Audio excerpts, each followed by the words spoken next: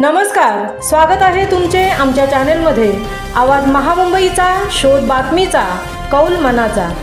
चला तर मग आमचे चॅनेल शेअर करा, लाईक करा आणि सबस्क्राइब करा। धन्यवाद।